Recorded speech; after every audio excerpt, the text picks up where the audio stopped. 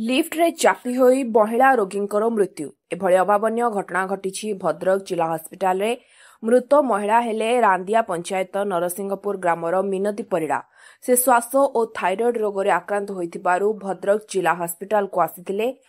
Outdoor रे थिबा doctor तांको एडमिशन करथिले तेणु महिला जनक फीमेल मेडिसिन वार्ड को लिफ्ट रे निया जाउथा बेले हठात लिफ्ट डोर रे चापी हो जाइथिले सौभाग्यवशतः तांको पिला दुई जण दौड़ी पळाई आस्थिले तेबे एही महिलांको मृत्यु को नै डाक्तरखाना रे तीव्र उत्तेजना प्रकाश पाइछि।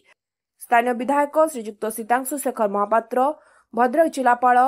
दिलीप राउतराय ओसीडीमी श्रीजुक्त सुधांशु शेखर बड़ पहुंची मृत व्यक्तिर परिवार को सांत्वना दे 8 लाख टंका दबा सह तांको पुत्रंको हस्पिटाल चाकरी देबे बोली प्रतिश्रुति देथिले। जिला प्रशासन तरफ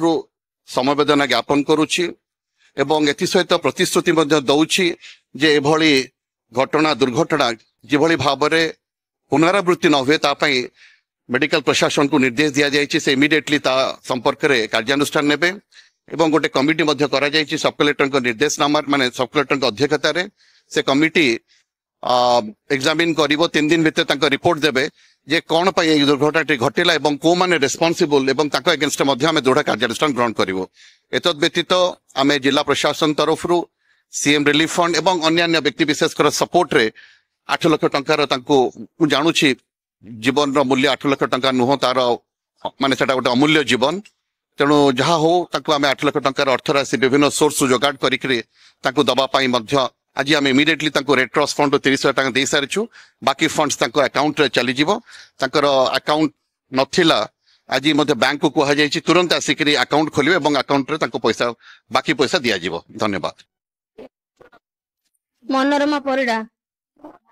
घर नरसिंहपुर मैं नहीं के ठंडा है मेडिकल नहीं के आस्तनु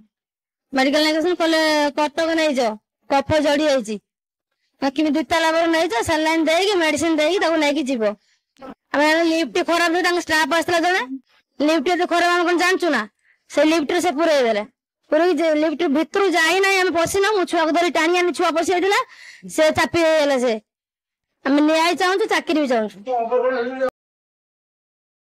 भद्रकरू अब्दुल फिरोज को रिपोर्ट स्वतंत्र ओडिशा लाइव।